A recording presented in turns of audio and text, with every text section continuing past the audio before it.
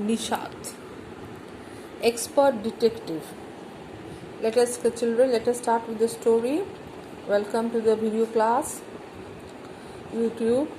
Nishat, a boy of 7, he was also called 7 because his name means the seventh note of the musical scale, and his 10-year-old sister Maya are very curious about one Mr. Nath.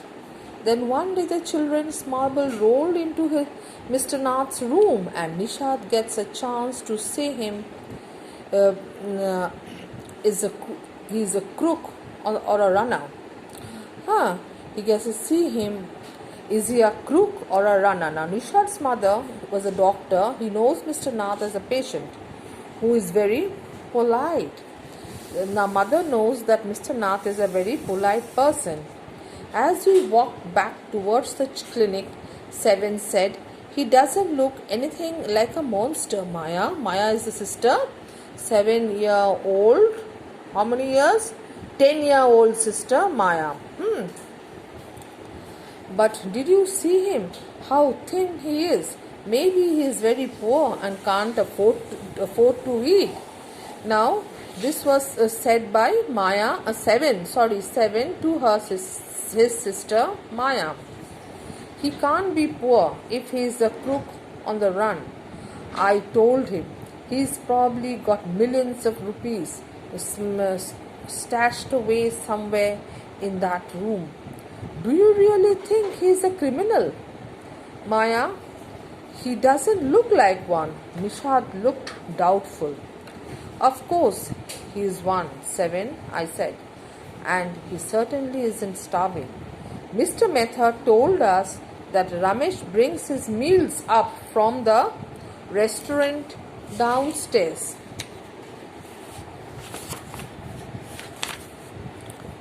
But Maya, Mr. Mehta told us he doesn't work anyway.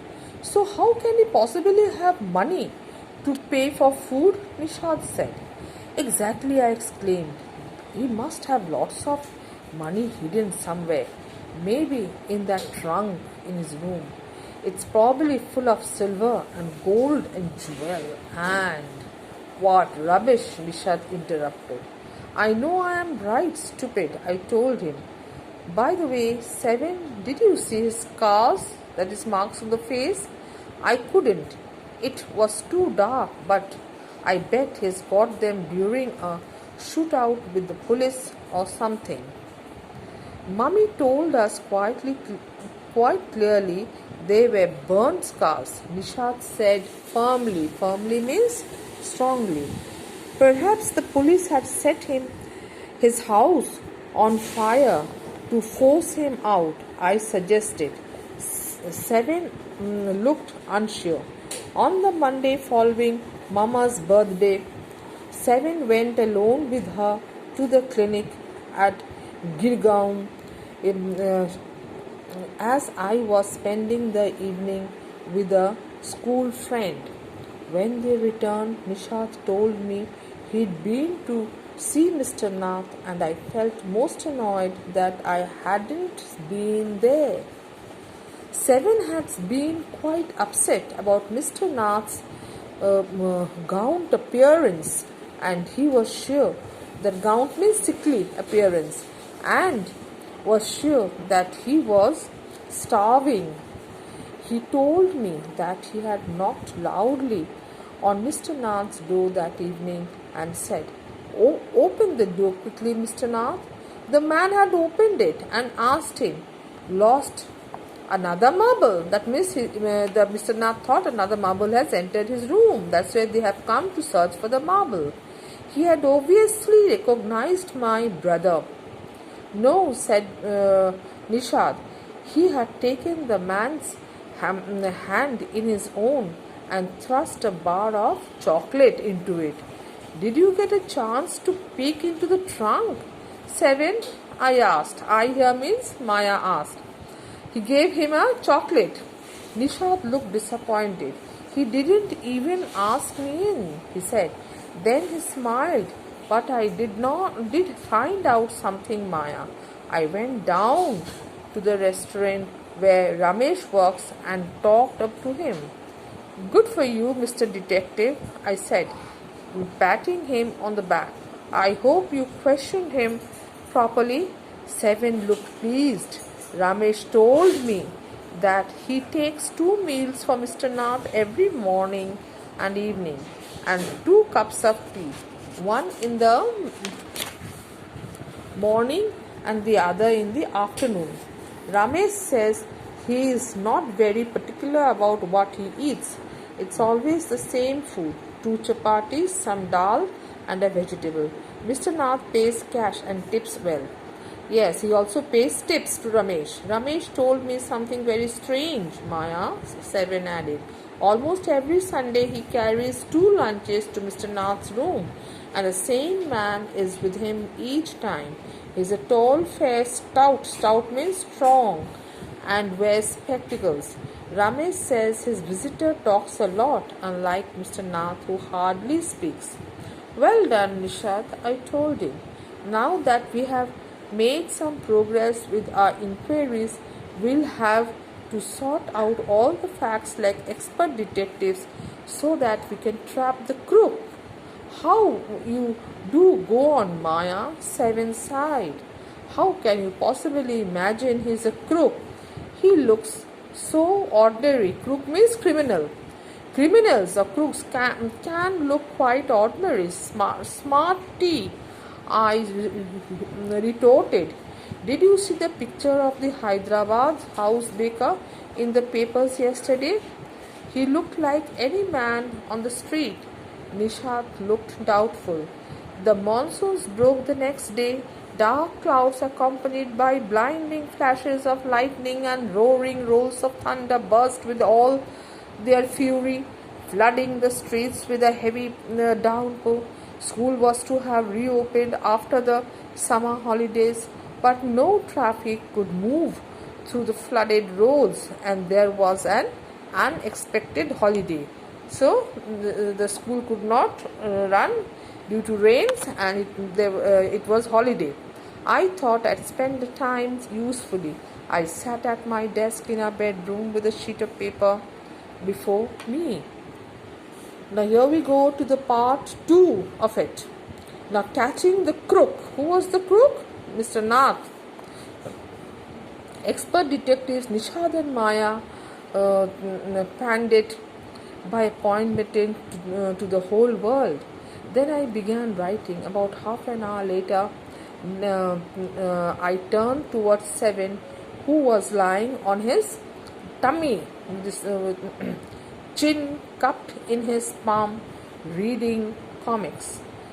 Want to hear what I have written? I asked.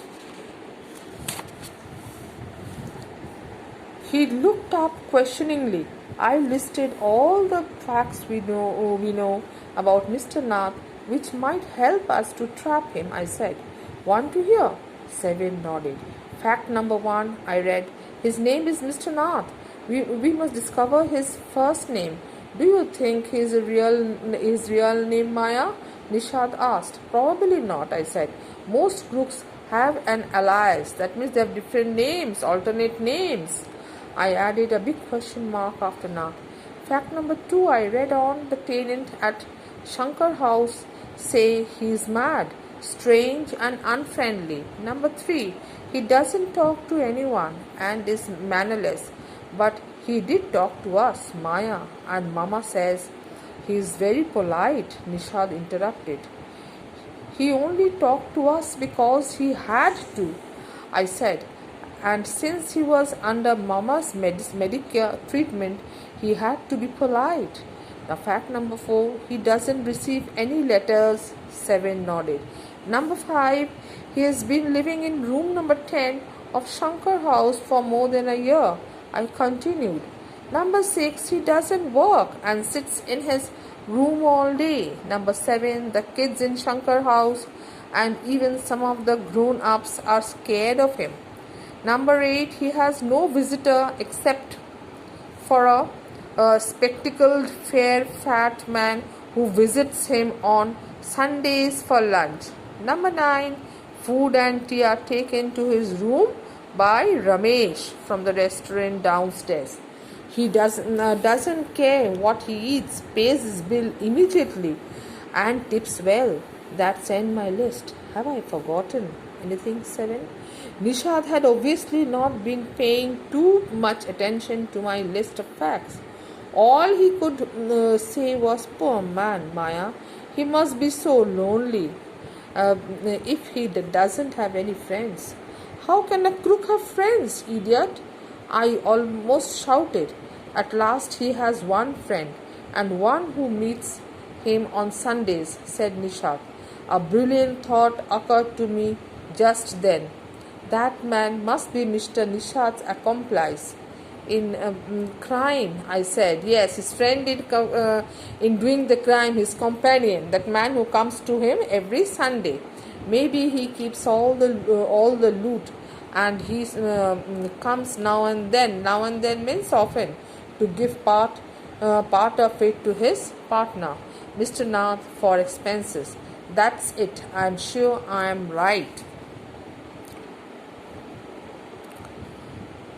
"If you insist on calling him a criminal, I don't think he wants to discuss anything with you, Maya," said Nishad angrily. "He can't be such a bad man if he gives Ramesh such generous tips also. Ramesh probably knows something about his past, so Mr. Nath must be bribing him to keep quiet," I said. Nishad glared, means looked angrily at me with his arms tightly crossed across his chest. I was beginning to get fed up with him. "How can we make any progress with our investigations if you take that attitude, 7? I asked. "I'll cooperate only if you give up his idea about him being an escaped crook," said 7. "For you really make me angry." I almost hit him. "I make you angry, you stupid oaf," I shouted. "You make me mad. What is the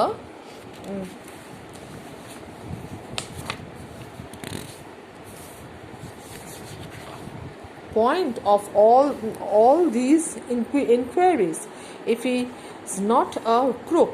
If you think he is nobody, what's the idea of bothering about him? Please tell me." Nishad looked thoughtfully. "I'd like to find out why he's so thin and why he's so lonely.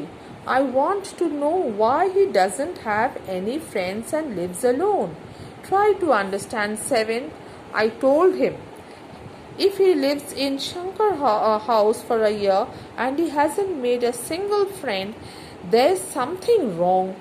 He obviously scared that someone will recognize him and gives up to the cops.